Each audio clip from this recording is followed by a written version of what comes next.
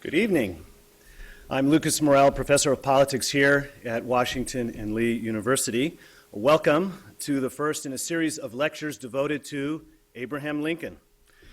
Last year we celebrated the bicentennial of his birth, and today, of course, we celebrate the 201st anniversary of his birthday. Before I introduce our distinguished speaker, I would like to thank the Johnson Program in Leadership and Integrity, the APGAR Foundation, and the Politics Department for their support of this Lincoln Lecture Series.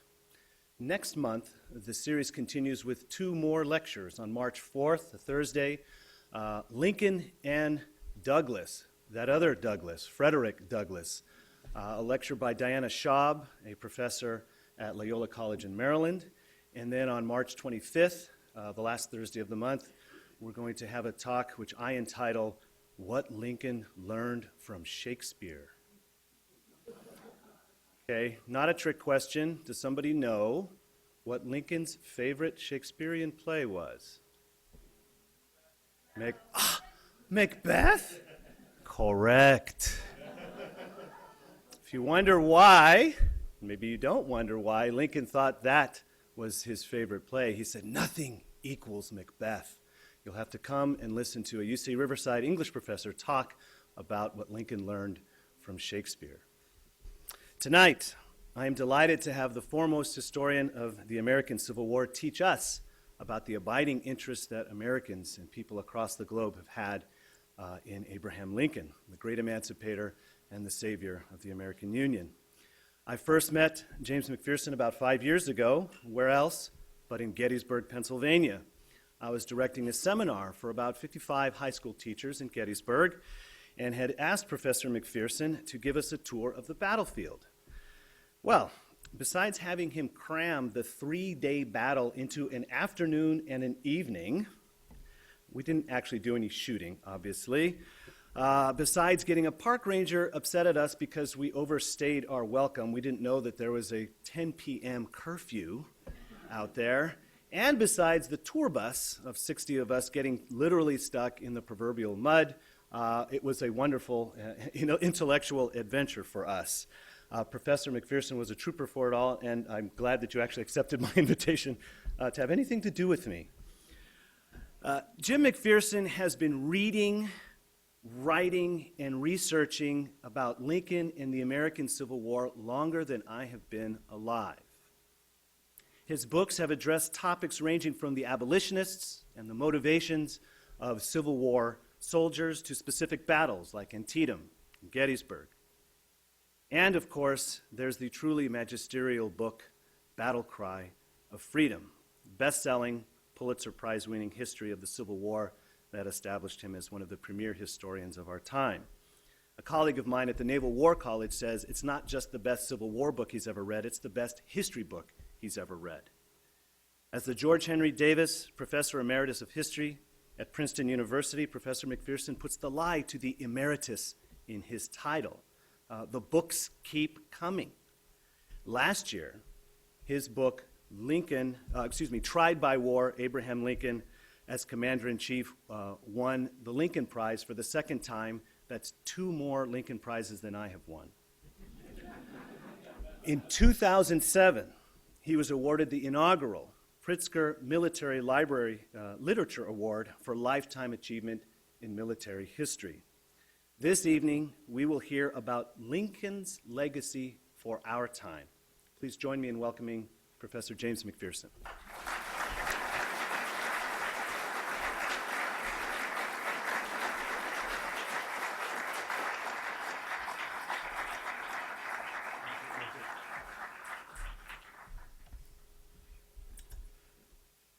Thanks so much, Lucas. As you can tell, he is a master of understatement. When Abraham Lincoln breathed his last at 7:22 a.m. on April 15th, 1865, Secretary of War Edwin M. Stanton intoned, "Now he belongs to the ages." Stanton's remark was more prescient than he knew, for Lincoln's image and his legacy became the possession not only of future ages of Americans, but also of people of many other nations as well. On the centenary of Lincoln's birth in 1909, the Russian novelist Leo Tolstoy described Lincoln as a Christ in miniature, a saint of humanity. An Islamic leader that Tolstoy met deep in the Caucasus, who had not heard of any Westerners except Abraham Lincoln, described America's 16th president as having spoken with a voice of thunder, and his deeds were as strong as the rock. When Jacqueline Kennedy lived in the White House, she sought comfort in the Lincoln Room in times of trouble. The kind of peace I felt in that room, she recalled, was what you feel when going into a church. I used to feel his strength. I'd sort of be talking to him. Martin Luther King Jr. tried to persuade Jacqueline Kennedy's husband to issue a second Emancipation Proclamation on the 100th anniversary of the first. John Kennedy demurred. So King went ahead on his own. When he stood on the steps of the Lincoln Memorial in August 1963 to deliver his "I Have a Dream" speech, he began, "50 years ago, a great American in whose shadow we stand today signed the Emancipation Proclamation. This momentous decree came as a great beacon of hope to millions of Negro slaves who had been reared in the flames of withering injustice."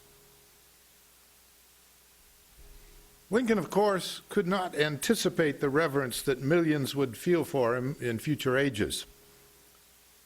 But he was intensely aware, as he told Congress in December 1861, when America was engulfed in a tragic civil war, that this struggle to preserve the Union, as he put it, is not altogether for today. It is for a vast future also. Lincoln had a profound sense of history. He did not acquire it by formal education. He didn't study history in college or high school. Indeed, he didn't study it in school at all, because he had less than a year of formal schooling, which included no history courses. The only work of history Lincoln seems to have read as a boy was Parson Weems's famous filiopietistic biography of George Washington, with its apocryphal story of the hatchet and the cherry tree, and a good many other mythical stories as well. Nevertheless, that book made a lasting impression on Lincoln. 40 years after he first read it, President-elect Lincoln addressed the New Jersey legislature in Trenton, near the spot where George Washington's ragged troops had won a victory the day after Christmas 1776 that saved the American Revolution from collapse. Lincoln told the legislators, "I remember all the accounts in Weems's book of the battlefields and struggles for the liberty of the country, and none fixed themselves upon my imagination so deeply as the struggle here at Trenton. The crossing of the river, the contest with the Hessians, the great hardships endured at that time, all fixed themselves on my memory more than any single revolutionary event. I recollect thinking then, boy even though I was, that there must have been something more than common that those men struggled for." Those words were not merely an exercise in nostalgia. As always, Lincoln invoked the past for a purpose. On this occasion, he shifted from the Revolution to the present and the future. Prospects for the United States in that present and future seemed dark.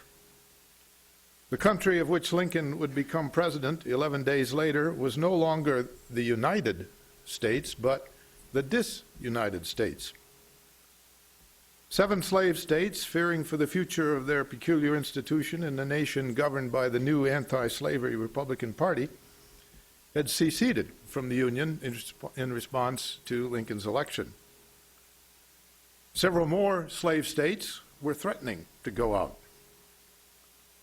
Even as Lincoln spoke in Trenton, delegates from those first 7 states were meeting in Montgomery, Alabama, to form the independent nation of the Confederate States of America. Civil war, or a permanent division of the country with its dire precedent for future divisions, or both, loomed on the horizon. Thus, it's not surprising that when Lincoln shifted from his discussion of the Revolution to the present, he began, "I am exceedingly anxious that what those men fought for, that something even more than national independence, that something that held out a great promise to all the people of the world for all time to come, I am exceedingly anxious that this Union, the Constitution, and the liberties of the people shall be perpetuated in accordance with the original idea for which that struggle was made." The next day, George Washington's birthday, February 22nd, 1861, Lincoln spoke at Independence Hall in Philadelphia, where he spelled out more clearly what he believed was at stake, both in the Revolution and now in the crisis of 1861. I have often inquired of myself, Lincoln said, what great principle or idea it was that kept this Union so long together. It was not the mere matter of the separation of the colonies from the motherland, but that sentiment in the Declaration of Independence which gave liberty not alone to the people of this country, but hope to the world for all future time. At this point in Lincoln's remarks, the newspaper text indicated great applause from the audience, which included the city council and leading citizens of Philadelphia. Lincoln told them, "I've never had a feeling politically that did not spring from the sentiments in the Declaration of Independence." Great cheering, according to the press. The ringing phrases that all men are created equal, that they are endowed by their Creator with certain unalienable rights, that among these are life, liberty, and the pursuit of happiness, Lincoln said in 1861, gave promise not just to Americans, but hope to the world, that in due time the weights should be lifted from the shoulders of all men, and that all should have an equal chance. Cheers, according to the newspaper. Lincoln, of course, was painfully aware that many Americans enjoyed neither liberty nor equality. 4 million of the 32 million Americans were slaves, making the United States the self-professed beacon of liberty to oppressed masses everywhere, the largest slaveholding country in the world. Lincoln grasped this nettle. "I hate the monstrous injustice of slavery," he had said in his famous Peoria speech in Illinois back in 1854. "I hate it because it deprives our Republican example of its just influence in the world, enables the enemies of free institutions with plausibility to taunt us as hypocrites." As for equality, Lincoln said on another occasion, "The author of the Declaration of Independence and the founding fathers who signed it clearly did not intend to declare all men equal in all respects. They did not even mean to assert the obvious untruth," these are Lincoln's words, "that all men in 1776 were equal in rights and opportunities. Rather, they meant to set up a standard maxim for free society, which should be constantly looked to, constantly labored for, and even though never perfectly attained, constantly approximated, and thereby constantly spreading and deepening its influence and augmenting the happiness and value of life to all people of all colors everywhere." Like Thomas Jefferson, Lincoln asserted a universality and timelessness for the principles of liberty, equal rights, and equal opportunity on which the nation had been founded. And Lincoln acknowledged his intellectual debt to Jefferson Not Jefferson the slaveholder, not Jefferson the author of the Kentucky Resolutions of 1799 asserting the superiority of state over federal sovereignty, not even Jefferson the president, but rather Jefferson the philosopher of liberty, author of the Northwest Ordinance that kept slavery out of future states comprising 160,000 square miles at a time when most existing states still had slavery, and also the Jefferson who, even though he owned slaves, said of the institution that he trembled for his country when he remembered that God was just. This was the Jefferson, said Lincoln in 1859, who in the concrete pressure of a struggle for national independence by a single people had the coolness, forecast, and capacity to introduce into a merely revolutionary document, the Declaration of Independence, an abstract truth applicable to all men at all times. Universal and timeless that truth might be, but in Jefferson's time it remained mostly as Lincoln described it, abstract. Fate decreed that it would fall to Lincoln, not Jefferson, to give substance and meaning to what Jefferson had called a self-evident truth. Ironically, it was the slaveholders who provided Lincoln the opportunity to do so. For by taking their states out of the Union, they set in train a progression of events that destroyed the very social and political order founded on slavery that they had seceded to preserve. Secession transformed the main issue before the country in 1861 from slavery to disunion. When Lincoln became president, he confronted the question not what to do about slavery, but what to do about secession. On that question, Lincoln did not hesitate, branding secession as the essence of anarchy, because if one state may secede, so may any and all others until there was no constitution and no nation. Lincoln insisted in 1861 that the central idea pervading this struggle is the necessity that is upon us of proving that popular government is not an absurdity. We must settle this question now, whether in a free government the minority have the right to break up the government whenever they choose. If we fail, it will go far to prove the incapability of the people to govern themselves. Lincoln had come a long way in his understanding of history since his boyhood reading of Weems's biography of Washington. Like many other thoughtful Americans, Lincoln was acutely conscious of the unhappy fate of republics in the past. The United States in mid-19th century stood almost alone as a democratic republic in a world bestrode by kings, queens, emperors, czars, petty dictators, theories of aristocracy. Some Americans alive at mid-century had seen two French republics rise and fall. The hopes in Europe of 1848 for the triumph of popular government there had been shattered by the counter-revolutions that brought a conservative reaction in the old world. Would the American experiment of government of, by, and for the people also be swept into the dustbin of history? Not if Lincoln could help it. Our popular government has often been called an experiment, he told a special session of Congress that met on July 4th, 1861.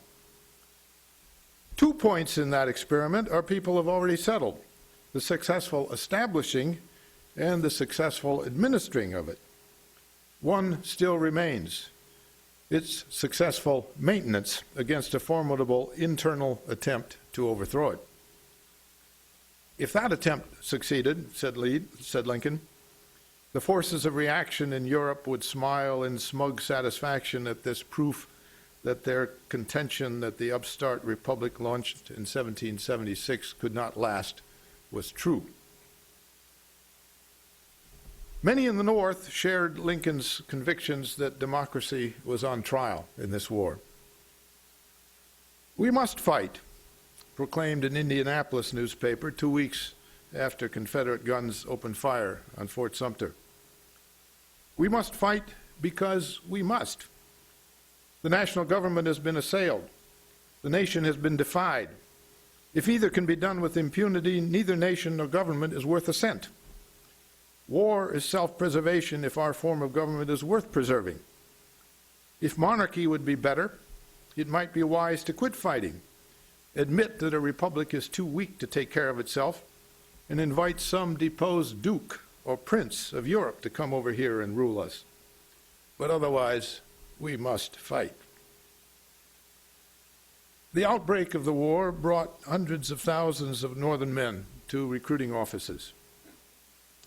A good many of them expressed a similar sense of democratic mission as a motive for fighting. "I do feel that the liberty of the world is placed in our hands to defend," wrote a Massachusetts soldier to his wife in 1862. "And if we are overcome, then farewell to freedom." In 1863, on the second anniversary of his enlistment, an Ohio private wrote in his diary that he had not expected the war to last this long. But no matter how much longer it took, it must be carried on, his words now, for the great principle of liberty and self-government at stake. For should we fail, the onward march of liberty in the old world will be retarded at least a century, and monarchs, kings, and aristocrats will be more powerful against their subjects than ever. The American sense of mission invoked by Lincoln and by these soldiers, that is, the idea that the American experiment in democracy was a beacon of liberty for oppressed peoples everywhere, is as old as the Mayflower Compact. In our own time, this sentiment sometimes comes across as self-righteous posturing that inspires more resentment than admiration abroad. And the same was true in Lincoln's time, when the resentment was expressed mainly by upper-class conservatives, especially in Britain. But many spokesmen for the middle and working classes in Europe echoed the most chauvinistic Americans. During the debate that produced the British Reform Act of 1832, the London Working Men's Association pronounced what it called the Republic of America to be a beacon of freedom for all mankind, while a British newspaper named the Poor Man's Guardian pointed to American institutions as the best precedent and guide to the oppressed and enslaved people of England in their struggle for the right of representation for every man. In the preface to the 12th edition of his famous book, Democracy in America, written during the heady days of the 1848 democratic uprisings in Europe, Alexis de Tocqueville urged the leaders of France's newly created Second Republic to study American institutions as a guide to what Tocqueville called the approaching irresistible and universal spread of democracy throughout the world. But when, instead of democracy, France got the Second Empire under Napoleon III, the Republican opposition to Napoleon's regime looked to the United States for inspiration. Many of the suggested reforms, wrote the historian of the French opposition, would have remained utopic had it not been for the demonstrable existence of the United States and its Republican institutions. The existence of the United States remained a thorn in the side of European reactionaries, according to a British radical newspaper, which declared in 1856 that to the oppressors of Europe, especially those of England, the United States is a constant terror and an everlasting menace because it stands as a practical and triumphant refutation of the lying and servile sophists who maintain that without kings and aristocrats, civilized communities cannot exist. Once the Civil War broke out, some European monarchists and conservatives did indeed make no secret of their hope that the United States, would fall into the dustbin of history. The powerful Times of London considered the likely downfall of what it called the American Colossus to be a good riddance of a nightmare. Excepting a few gentlemen of Republican tendencies, we all expect, we nearly all wish, success to the Confederate cause. The Earl of Shrewsbury expressed his cheerful belief: the dissolution of the Union is inevitable, and men before me will live to see an aristocracy established in America. The minister to the United States from the Tsar of all Russians echoed this opinion in 1863. The Republican form of government, so much talked about by the Europeans and so much praised by the Americans, is breaking down, he wrote. What can be expected from a country where men of humble origin are elevated to the highest positions? And of course, he meant Lincoln. This is democracy in practice, the democracy that European theorists rave about. If they could only see it at work, they would cease their agitation and thank God for the government which they are enjoying. Clearly, opinion in Europe supported Lincoln's conviction that the very survival of democracy was at stake in this war. But in the first year and a half of the war, the problem of slavery muddied the clarity of this cause, of this issue. The Confederacy was a slave society which should have strengthened the Union's image abroad as the champion of liberty and equal rights. As Lincoln put it in a private conversation in January 1862 with Karl Schurz, who was one of those European radicals who had had to flee Prussia in 1848 after the suppression of the revolution there. As Lincoln told Schurz in January 1862, I cannot imagine that any European power would dare to recognize and aid the Southern Confederacy if it became clear that the Confederacy stands for slavery and the Union for freedom. The problem was that at that time, the Union did not yet stand for freedom of the slaves. Constitutional constraints, plus Lincoln's need to keep Northern Democrats and the border slave states in his war coalition, inhibited efforts to make it a war against slavery. This restraint puzzled and alienated many potential European anti-slavery friends of the Union cause.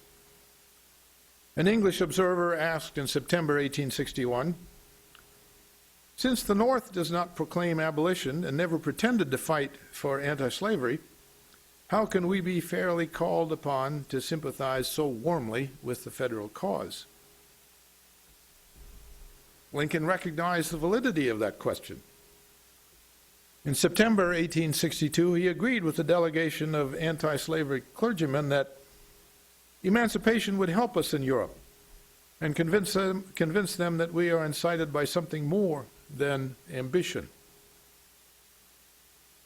When he said that, Lincoln had made up his mind to issue an Emancipation Proclamation. The balance of political forces in the North and military forces on the battlefield had shifted just enough, he thought, to give this decision the impetus of public support.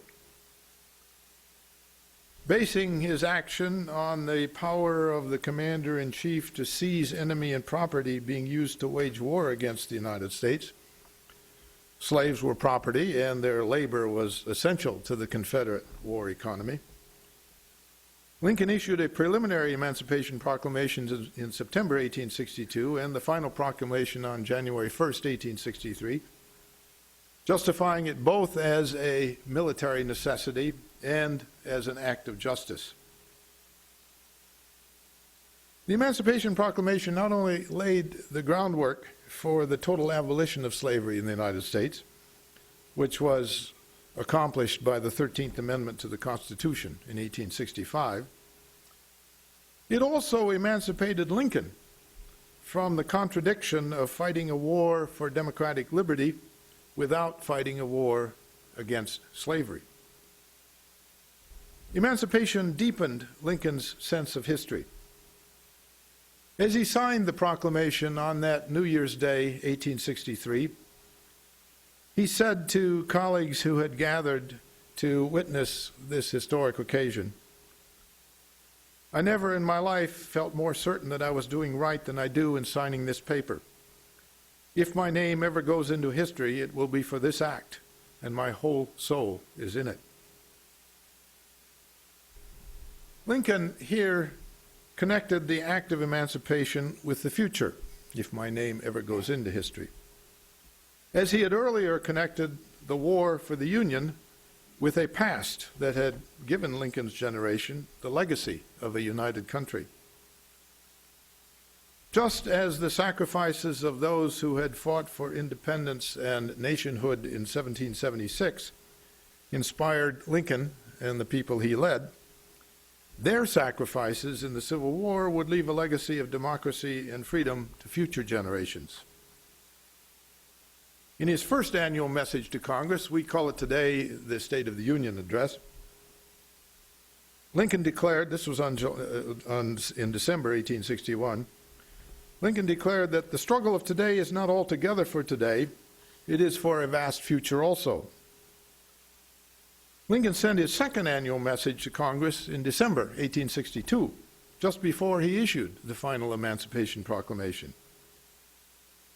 On this occasion, he defined the war's meaning by linking past, present, and future in a passage of unsurpassed eloquence and power. "Fellow citizens, we cannot escape history," he said. "We of this Congress and this administration will be remembered in spite of ourselves. The fiery trial through which we pass will light us down in honor or dishonor to the latest generation. We shall nobly save or meanly lose the last best hope of earth. The dogmas of the quiet past are inadequate to the stormy present. In giving freedom to the slave, we assure freedom to the free. We must disenthrall ourselves, and then we shall save our country." I said a moment ago that Lincoln's eloquence in this passage was unsurpassed, but he did surpass himself.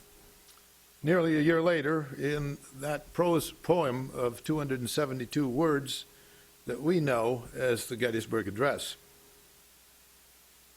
In this elegy for Union soldiers killed at the Battle of Gettysburg, Lincoln wove together past, present, and future with two other sets of three images each: continent, nation, battlefield, birth, death, rebirth. The Gettysburg Address is so familiar that, like other things that people recite from memory, its meaning sometimes loses its impact. At the risk of destroying the speech's poetic qualities, let me disaggregate these parallel images of past, present, future, continent, nation, battlefield, and birth, death, rebirth. To do so will underscore the meaning of the Civil War, not only for Lincoln's time, but also for generations into the future. 7 years in the past, Lincoln said, our fathers brought forth, gave birth, on this continent, a nation conceived in liberty. Today, in 1863, our generation, his generation, faced a great test whether a nation so conceived can survive. In dedicating the cemetery on this battlefield, the living must take inspiration to finish the task which those who lie buried here so nobly advanced by giving their last full measure of devotion. Life and death in this passage have a paradoxical relationship. Men died that the nation might live. Yet the old Union also died, and with it would die the institution of slavery. After these deaths, the nation must have a new birth of freedom, so that government of, by, and for the people that our fathers conceived and brought forth in the past shall not perish from the earth, but live on into the vast future. Although Lincoln gave this address at the dedication of a cemetery, its rhetoric was secular.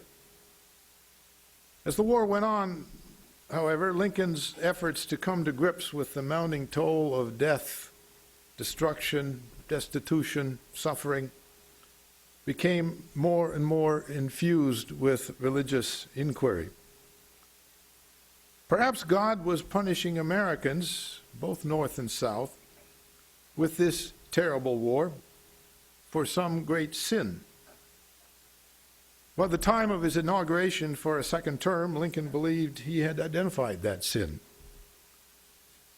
Fondly do we hope, fervently do we pray that this mighty scourge of war may speedily pass away, said Lincoln in his second inaugural address.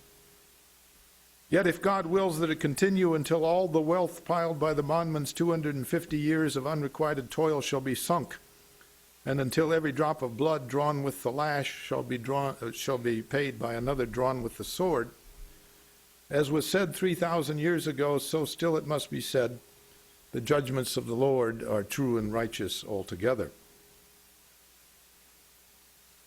Fortunately, the war lasted only a few more weeks after Lincoln's second inauguration. The impact abroad of Union victory was almost immediate. In Britain, a disgruntled Tory member of Parliament expressed disappointment that the Union had not been broken, as he put it, into two or perhaps more fragments, because he considered the United States, as he put it, a menace to the whole civilized world. A Tory colleague described this menace as the beginning of an Americanizing process in England. The new democratic ideas are gradually to find embodiment. Indeed, they were. In 1865, a liberal political economist at University College London, a man named Edward Beazley, who favored the expansion of voting rights in Britain, pointed the moral of Union victory across the Atlantic. Our opponents told us that republicanism was on trial in the American Civil War, Beazley said. They insisted on our watching what they called its breakdown. They told us that it was forever discredited in England. Well, we accepted the challenge. We staked our hopes boldly on the result. Under a strain such as no aristocracy, no monarchy, no empire could have supported, Republican institutions have stood firm. It is we, now, who call upon the privileged classes to mark the result. A vast impulse has been given to Republican sentiments in England. Well, England remained a monarchy. Queen Victoria's throne was safe. But a 2-year debate in Parliament in which the American example figured prominently led to enactment of the famous Reform Bill of 1867, which nearly doubled the eligible electorate and enfranchised a large part of the British working class for the first time. With this act, the world's most powerful nation took a long stride toward democracy. What might have happened to the Reform Bill if the North had lost the Civil War, thereby confounding liberals and confirming Tory opinions of democracy, is impossible to say. The end of slavery in the reunited states sounded the death knell of the institution in Brazil and Cuba, the only other places in the Western Hemisphere where slavery still existed after 1865. Commending the Brazilian government's first steps towards the abolition of slavery in 1871, an abolitionist in that country was glad, as he put it, to see Brazil receive so quickly the moral of the Civil War in the United States. Even without Northern victory in the war, slavery in the United States, Brazil, and Cuba would have been unlikely to survive into the next millennium. But it might well have survived into the next century. And without the 14th and 15th Amendments to the United States Constitution, which, like the 13th, were a direct consequence of the war, and which granted equal civil and political rights to African Americans, the United States might have developed into even more of an apartheid society in the 20th century than it did. Those amendments consummated a new interpretation of liberty in the American polity. Lincoln played a crucial role in the evolution of that new concept of liberty. In April 1864, he chose the occasion of a public speech in Baltimore to define the difference between two meanings of this word, liberty, that is a word so central to America's understanding of itself. The world has never had a good definition of the word liberty, Lincoln declared in that state of Maryland, which still had slavery but was about to abolish it. We all declare for liberty, but in using the same word, we do not mean the same thing. With some, the word liberty may mean for each man to do as he pleases with himself and the product of his labor, while with others, the same may mean for some men to do as they please with other men and the product of other men's labor. Here are two not only different, but incompatible things called by the same name, liberty. As he often did, Lincoln went on to illustrate his point with a parable. One of the first books he had read as a child was Aesop's Fables. And throughout his life, Lincoln told apparently simple stories about animals to make subtle and profound points about important matters. The shepherd drives the wolf from the sheep's throat, he said on this occasion, for which the sheep thanks the shepherd as a liberator, while the wolf denounces him for the same act as a destroyer of liberty, especially as the sheep is a black one. Plainly, the sheep and the wolf are not agreed upon a definition of the word liberty, and precisely the same difference prevails today among us human creatures, even in the North, and all professing to love liberty. Hence we behold the processes by which thousands are daily passing from under the yoke of bondage, hailed by some as the advance of liberty, and bewailed by others as the destruction of all liberty. Well, of course, the shepherd in this fable was Lincoln himself, the black sheep was the slave, and the wolf was the slave's owner. Lincoln in this parable was drawing a distinction between what the late philosopher Isaiah Berlin described as negative liberty and positive liberty. The concept of negative liberty might be more familiar to us. It can be defined as the absence of restraint, a freedom from interference by outside authority with individual thought or behavior.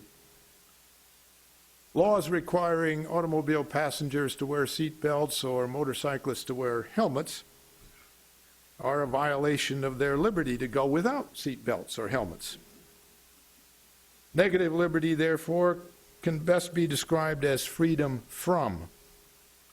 Positive liberty can be defined as freedom to live longer and better because wearing a seat belt or helmet has saved one from death or injury. But maybe the example of freedom of the press and freedom of speech, freedom of press especially, provides a better illustration. This freedom is usually understood as a negative liberty, freedom from interference with what a writer writes or a reader reads. But an illiterate person suffers from a denial of positive liberty. He's unable to enjoy the freedom to read or write whatever he pleases, not because some authority prevents him from doing so, but because he cannot read or write anything. The remedy lies not in removal of restraint, but rather in achievement of the capacity to read and write. Positive liberty. Another way of defining the difference between these two concepts of liberty is to describe their relationship to power. Negative liberty and power are at opposite poles. Power is the enemy of liberty, especially power in the hands of a central government. Negative liberty was the preeminent concern of Americans in the 18th and the first half of the 19th centuries. Many feared the federal government as the main threat to individual liberty, and of course, some still do today. Americans fought their revolution against the overweening power of king and parliament. In the Constitution, they fragmented power among the three branches of the federal government, between the two houses of Congress, and between national and state governments. But even this was not enough, in James Madison's words, to prevent, as Madison put it, the tendency in all governments to an augmentation of power at the expense of liberty. So the founders wrote a Bill of Rights, which in the first 10 minutes of the Constitution imposed limits on the power of the federal government. Throughout early American history, political leaders remained vigilant against concentrations of power. President Andrew Jackson vetoed the charter renewal of the Second Bank of the United States in 1832 because, as he put it, such a combination of private wealth and government power would cause our liberties to be crushed. In 1854, the famous reformer of mental hospitals, Dorothea Dix, persuaded Congress to pass a bill granting public lands to the states to subsidize improved facilities for the mentally ill. President Franklin Pierce vetoed the bill because, as he wrote in his veto message, if Congress could enact such a law, it has the power to provide for the indigent who are not insane, and thus the whole field of public beneficence is thrown open to the care and culture of the federal government.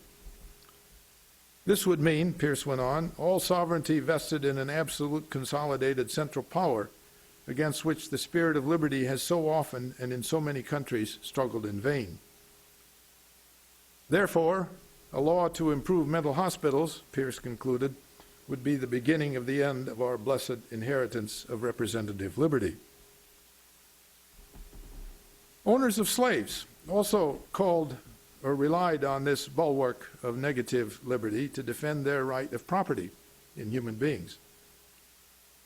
John C. Calhoun and other Southern political leaders constructed an elaborate structure of state sovereignty and limitations on national power.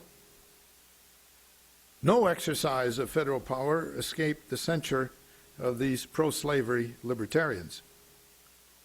As Senator Nathaniel Macon of North Carolina explained, if Congress can make banks, roads, and canals under the Constitution, they can free any slave in the United States.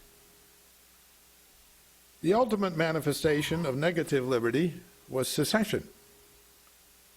Southern states left the Union in 1861 because they feared that sometime in the future, the growing northern anti-slavery majority embodied in the Republican Party would exercise its power to free the slaves, a form of positive liberty that might even go so far as to empower those free slaves to read and write, to vote, and to aspire to equality with whites, a truly frightening scenario of positive liberty. Yet, ironically, by seceding and provoking a war, Southern whites hastened the very achievement of positive liberty they had gone to war to prevent. By 1864, when Lincoln told his parable about the shepherd protecting the black sheep from the wolf, that shepherd wielded a very big staff as commander-in-chief of the largest army yet known in the United States. It took every ounce of that power to accomplish the new birth of freedom that Lincoln invoked at Gettysburg. Tragically, Lincoln did not live to oversee advancement toward that goal. His earlier definition of equality as a maxim for free society, even though never perfectly attained, constantly labored for, and thereby constantly spreading and deepening its influence and augmenting the happiness and value of life to all people of all colors, suggests the policies of positive liberty he would have pursued had he lived. But at Ford's Theater, John Wilkes Booth ended that possibility as he shouted Virginia's state motto, Sic semper tyrannis, thus always to tyrants, the slogan of negative liberty. But Lincoln's party carried on the tradition of positive liberty with its efforts to legislate and enforce equal rights, voting rights, and education during Reconstruction. As Republican Congressman George Julian noted in 1867, the only way to achieve what Julian called justice and equality for the freedmen of the South is by the strong arm of power outstretched from the central authority here in Washington. Or as Congressman James Garfield, a future Republican president, put it also in 1867, we must plant the heavy hand of authority upon these rebel communities and plant liberty on the ruins of slavery. That's what the 13th, 14th, and 15th Amendments to the Constitution tried to do. These amendments radically transformed the thrust of the Constitution from negative to positive liberty. Instead of the straitjacket of thou shalt nots imposed on the federal government by the Bill of Rights, the first 10 amendments, the Civil War amendments establish a precedent whereby 9 of the next 14 constitutional amendments contain the phrase, Congress shall have the power to enforce their provisions. Lincoln himself set this precedent by helping to draft the 13th Amendment, which was the centerpiece of the platform on which he was reelected in 1864. Lincoln's party continued its commitment to positive liberty at least through the administration and the presidency of Theodore Roosevelt a century ago. In the 20th century, however, the two major parties gradually reversed positions. The Democratic Party, once the bastion of negative liberty, states' rights, limited government, donned the mantle of positive liberty, while most Republicans invoked the mantra of negative liberty. And now, today, it's the Democratic Party that has brought Lincoln's legacy full circle with the election of our first African-American president, who announced his candidacy in the old Illinois State House, where Lincoln gave his famous House Divided address in 1858, took his oath of office on the same Bible that Lincoln used for that purpose in 1861, and made the new birth of freedom that Lincoln had invoked in his Gettysburg Address the theme of his inaugural address on January 20th, 2009. It's, of course, too soon to know where this renewed focus on positive liberty will take us.